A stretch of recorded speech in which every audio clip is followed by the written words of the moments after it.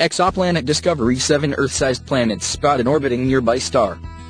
Exoplanets found orbiting TRAPPIST-1 raise hope that the hunt for alien life beyond the solar system can start much sooner than previously thought. A huddle of 7 worlds, all close in size to Earth, and perhaps warm enough for water and the life it can sustain, has been spotted around a small, faint star in the constellation of Aquarius.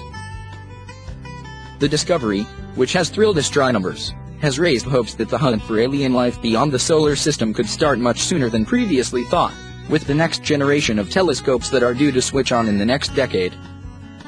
It is the first time that so many Earth-sized planets have been found in orbit around the same star, an unexpected haul that suggests the Milky Way may be teeming with worlds that, in size and firmness underfoot at least, resemble our own rocky home.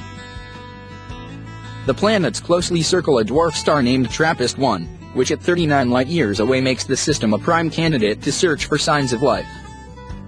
Only marginally larger than Jupiter, the star shines with a feeble light about 2,000 times fainter than our Sun. The star is so small and cold that the 7 planets are temperate, which means that they could have some liquid water and maybe life, by extension, on the surface, said Michael Gillen, an astrophysicist at the University of Liège in Belgium. Details of the work are reported in Nature. A newly discovered solar system just 39 light-years from Earth contains planets which could contain liquid water. TRAPPIST-1 is a system containing 7 planets comparable to Earth. They orbit a small star called an ultra-cool dwarf. The distance of the planets from the star means that liquid water could be found on their surfaces. While the planets have Earth-like dimensions, their sizes ranging from 25% smaller to 10% larger, they could not be more different in other features. Most striking is how compact the planet's orbits are. Mercury, the innermost planet in the solar system, is 6 times farther from the Sun than the outermost 7th planet is from TRAPPIST-1. Advertisement. Any life that gained a foothold and the capacity to look up would have a remarkable view from a TRAPPIST-1 world. From the 5th planet, considered the most habitable, the salmon-pink star would loom 10 times larger than the Sun in our sky. The other planets would soar overhead as their orbits required, appearing up to twice the size of the Moon as seen from Earth. It would be a beautiful show, said a Maori triad at the Institute of Astronomy at Cambridge University. The researchers hope to know whether there is life on the planets within a decade, a Maori added. I think we've made a crucial step in finding out if there is life out there, he said. If life managed to thrive and releases gases in a similar way as on Earth, we will know. Astronomers reported last year what looked like 3 planets in orbit around TRAPPIST-1, a star they named after the TRAPPIST robotic telescope in the Chilean desert that first caught sight of the alien worlds. The telescope did not see the planets directly, but recorded the shadows they cast as they crossed the face of the star. The discovery prompted more sustained observations from the ground and space. NASA's Spitzer Space Telescope peered at the star for 21 days and, with data from other observatories, revealed a total of 7 planets circling TRAPPIST-1. The size of each planet was deduced from the amount of starlight it blocked out, while the mass was estimated from the way it was pushed and pulled around by other planets in the system. The planets are on such tight orbits that it takes between